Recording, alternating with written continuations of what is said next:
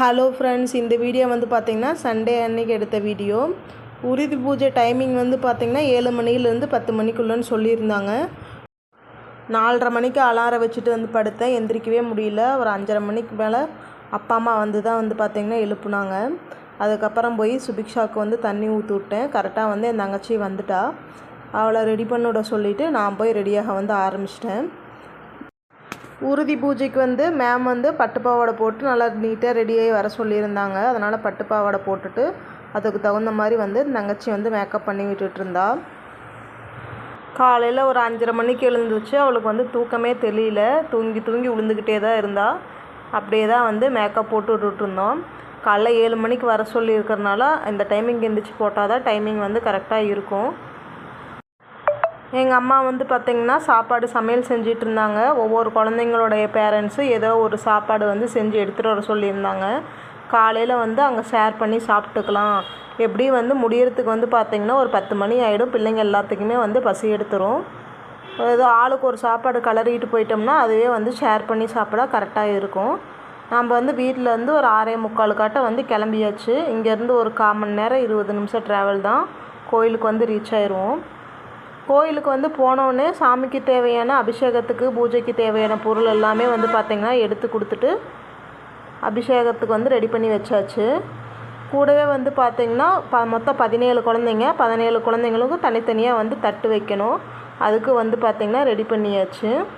பிள்ளைங்க எல்லாத்தையுமே தனித்தனியாக வந்து பரதநாட்டிய போஸ் கொடுக்க சொல்லி கேமராமேன் வந்து ஃபோட்டோஸ் வந்து எடுத்துகிட்டு இருந்தாங்க. அபிஷேகம் பூஜை வந்து பார்த்திங்கன்னா ஒரு 8 மணிக்கெல்லாம் வந்து ஸ்டார்ட் ஆகிடுச்சு. அபிஷேகம் பூஜை 2 முடிஞ்சதுக்கப்புறம் மிஸ்ஸுக்கு நாங்கள் கொடுக்கறதுக்கு வந்து தட்டு வந்து ரெடி பண்ணி வச்சுட்டு இருந்தோம். தட்டுக்கு தேவையான திங்ஸ்லாம் முன்னாடி நாள் நைட்டே வந்து வாங்கிட்டு வந்துட்டார் ஹஸ்பண்டு. தட்டெல்லாம் எடுத்து வச்சுட்டு தட்டு வந்து பார்த்திங்கன்னா சுபிக்ஷா கையில் கொடுத்து தான் வந்துட்டு கோயிலை சுற்றி வந்து தான் வாங்குவாங்க. எல்லா குழந்தைங்களும் வந்து பார்த்திங்கன்னா அவங்களோட தட்டை எடுத்துகிட்டு வந்து பார்த்திங்கன்னா கோயில் சன்னதியை வந்து சுற்றி வந்துட்டு மிஸ்ஸுக்கு வந்து ஒவ்வொருத்திங்களாக வந்து தட்டு கொடுக்க ஆரம்பித்தாச்சு. தட்டு கொடுத்தோடனேயுமே பார்த்திங்கன்னா சுபிக்ஷா எங்கள் கால்லையும் மேமோட கால்லையும் உளுந்து வந்து பார்த்திங்கன்னா ஆசீர்வாதம் வந்து வாங்கிட்டா. இதே மாதிரியே மீதி இருக்கிற 16 பிள்ளைங்களும் வந்து அவங்க இங்கே தட்டு கொடுத்துட்டு தனித்தனியாக வந்து ஃபோட்டோஸ் வந்து எடுத்துக்கிட்டாங்க. இந்த ப்ராசஸ் எல்லாம் முடிஞ்சதுக்கப்புறம் ஒவ்வொரு பேரண்ட்ஸும் ஒவ்வொரு சாப்பாடு வந்து கொண்டு வந்திருந்தாங்க.